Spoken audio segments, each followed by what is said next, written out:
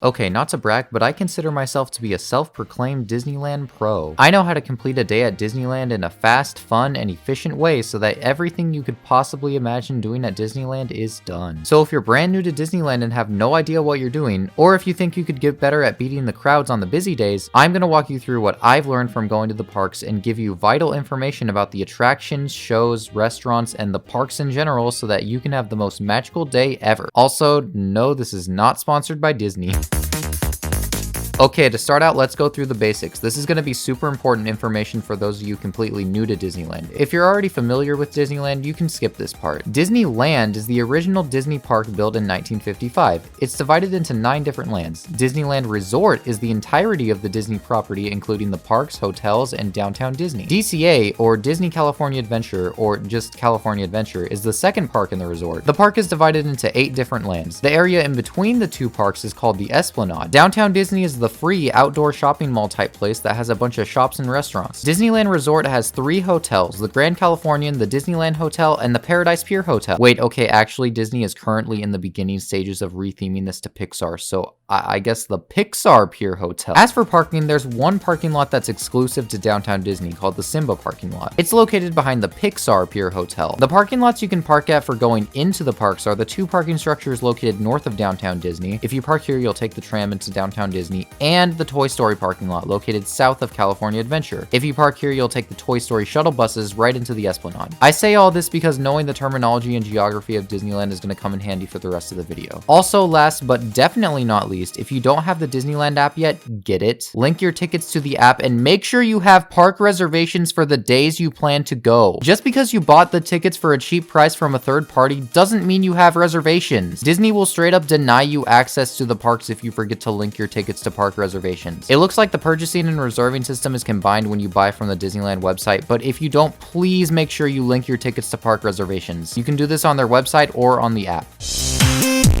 Okay, now that we got the basics out of the way, let's talk about how to conquer Disneyland, or more specifically, how to do as much rides as possible in one day, because I'm sure that's what most people are here for. Now, obviously, some days are going to be more busy than others, and unfortunately, there's going to be those days where it's completely impossible to beat the crowd. Wait, actually, there is a way to beat them. It's called rope dropping. Rope dropping, in its most boiled down definition, is getting to the park early, but there's a lot of factors that come into play. Both parks open at 8 a.m. daily, but just arriving to the parks at 8 a.m. isn't enough for you to rope drop. I would recommend if you're staying at a hotel nearby, you should leave your hotel at around 6:45-ish. I know it sounds early, but trust me, this is going to ensure that you get everything done in the park, even when it's insanely busy. Now, Disney doesn't open downtown Disney or the Esplanade until 7 o'clock, which is why I recommend leaving a little bit before then so that you can get to either the West Downtown Disney entrance or the Harbor Boulevard East Esplanade entrance before they open those security lines and start filing people into the non-park areas of the resort. Once you get into either downtown Disney or the Esplanade, make your way to the park entrances and wait in line. And I know what you're thinking, oh, but it's going to be so boring waiting at the gate for a whole hour, I can't even get into the park. But the thing is, you won't have to wait a whole hour. You only have to wait 30 minutes because they'll let you in at 7:30. Well, okay, you'll be able to get into either Main or Buena Vista Street, and you won't be able to go on any rides at 7:30, but this is the most important part. They'll let you into the gates at 7:30, and if you walk past all the shops of Main or Buena Vista Street, and I know that's going to be hard to do because that Starbucks looks really enticing, you'll get to the rope, or ropes. These ropes are placed all around the entrances to the lanes accessible to Main and Buena Vista Streets, and in 30 minutes at 8 a.m. the cast members will drop the ropes and you can start booking it to the rides, hence the name rope drop. I know that sounds like a lot, but as long as you get there early and just follow the crowd, you'll be fine. Also, one little or big thing that throws a giant monkey wrench into the whole system is magic mornings, which if you don't plan on selling your organs on the dark web to afford staying at one of the 3 Disneyland hotels, this doesn't apply to you. But magic morning basically allows you to start going on select rides at 7:30 as opposed to 8. Okay, I'm recording this part after editing the whole video. So when I initially recorded the voiceover, they hadn't announced the new Magic Morning schedule yet, but now they have, and it's literally every single day at both parks, which is honestly really stupid. That's not how it used to be, but whatever. All you need to know is that there's basically no getting around this. But it isn't the end of the world because the amount of people who are actually staying at the hotels, and then on top of that, the amount of people who will actually be using Magic Mornings is not so much that it's going to completely screw your day over. Okay, let's talk fast passes. So you may remember that getting fast passes back in the day was as easy as inserting your ticket into the fast pass dispenser and getting a return time. Well, throw all of that out the window because now we've got Genie Plus. Fast passes are no longer free. Fast passes are no longer physical. Fast passes are no longer called fast passes. They're called lightning lanes. Okay, so here's a quick breakdown. Genie Plus on the app is how you get your fast passes. You can buy them with your tickets or on the app. Genie Plus allows you to get one fast pass per ride per day. So when you spend $20 on Genie Plus, you're either buying 18 fast passes for one day or just 11 or 7 depending on which park you're going to. However, let me make this very clear. You cannot skip the line of Rise of the Resistance, Radiator Springs Racers, or Web Slingers A Spider-Man Adventure with Genie Plus. If you want to get a lightning lane for any of those rides, you need to buy the individual lightning lanes on the app. They go for as little as $8 per person per ride to $20 per person per ride. Now, I'm guessing that most of you don't want to do that because for a family of 4, that's $80 at worst to skip the line of Radiator Springs. Last time I went, I refused to buy any of the individual lightning lanes and I still got to go on all of these rides, mostly thanks to rope dropping and just good planning in general, which I'll get into later. But if you have the money, I'd honestly consider getting Genie Plus if you want to be efficient because it's a major time saver. If you do get it, there's a few things that you need to know. So getting fast passes is as simple as navigating to the tip board, scrolling through all the garbage that they try to recommend you, like dropping $250 on a lightsaber, and clicking on the return time. You can't pick your fast pass return time, so you have to go with whatever time it gives you, and since there's going to be those rides that go out very fast like Indiana Jones and Space Mountain, it's a good idea to get the fast passes early, but not too early because you could very easily walk on the ride through standby if it's too early and okay, sorry, I'm rambling. So the way the Genie Plus system works is when you get a lightning lane, you have to either use the lightning lane or wait 2 hours after you got the lightning lane in order to get another one. This is gonna sound a little bit crazy, but I would recommend not even looking at Genie Plus until like 9 a.m. This is because Genie Plus only allows you to get one lightning lane for each attraction per day, so if you want to go on Space Mountain multiple times, you gotta wait in standby for all but one of those times. It's not worth using any lightning lanes in the morning when literally every ride is a walk-on, so I'd recommend making a small list of lightning lane rides that you know you want to do multiple times and trying to knock them out in the morning before you use any lightning lanes so that you can do them a second time in the afternoon using a lightning lane.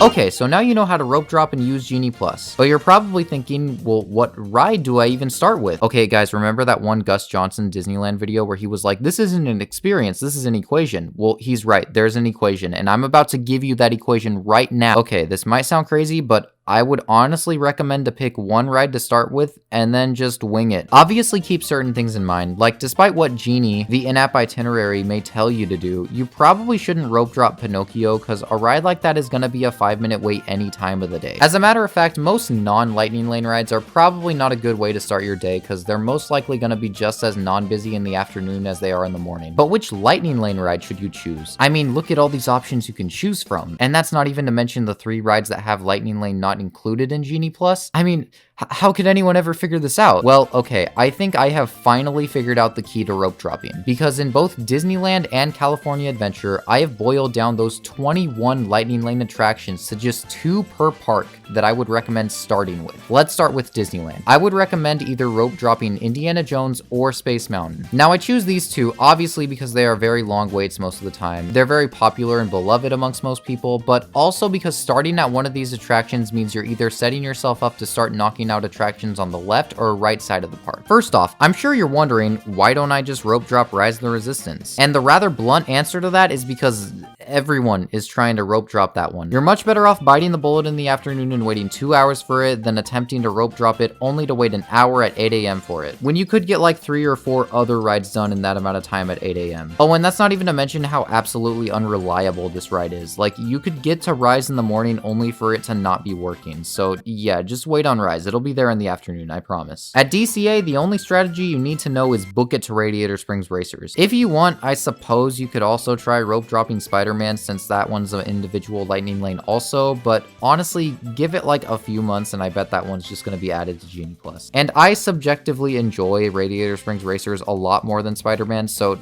I don't know, it just doesn't feel as exciting to rope drop Spider-Man. But again, rope dropping Spider-Man isn't a bad move. But other than that, there's no strategy as far as an order of rides you should do after that. Before going to the park, make sure you know what rides will be down for refurbishment. You can check this on the app or the website. After your first ride of the day, watch the wait times on the app, pick which one to go to in relation to your location in the park, utilize the single rider line if you don't care about sitting next to your party, and just have a good time. It's that easy.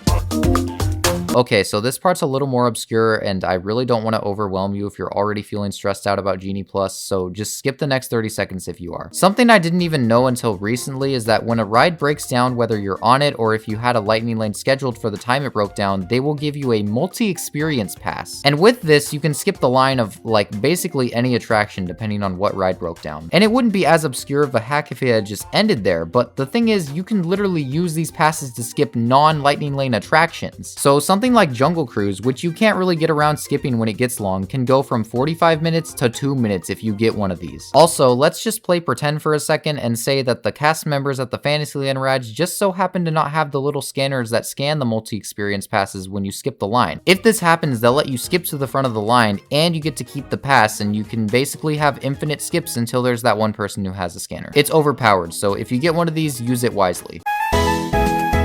Okay, enough talk about the rides. There's plenty more to do in Disneyland. Say you want to watch one of the nighttime spectaculars or parades. You can find all of the start times for these shows on the Disneyland app or website. Depending on what day you go, the nighttime shows might happen twice, so make sure you check what's on the schedule for your day. You can wait a couple hours before any of these shows or parades start if you want, or if you don't care about getting the best spot, you can just watch it from behind the people. If you're trying to watch one of the parades or fireworks, then just stand anywhere on Main Street and you'll be fine. As of right now, World of Color is utilizing the virtual queue system. I wouldn't be surprised if they stop that sometime soon, but just in case, I'm gonna briefly walk you through how to use the virtual queue system, since it's probably gonna be the go-to system for brand new rides now. So to everyone watching this in summer of 2023, this is most likely going to be how you get on Mickey and Minnie's Runaway Railway, so listen up. A few minutes before 12 p.m., the time that the virtual queues drop for World of Color, go to the virtual queue section of the app, tap join a virtual queue, go to the DCA section, and at 12 p.m. tap refresh and you'll get a virtual queue. You have to have already scanned into one of the parks in order to do this, but since it's at 12 p.m. that shouldn't be a problem because you're gonna rope drop, right? They'll give you either the first or second showing of World of Color.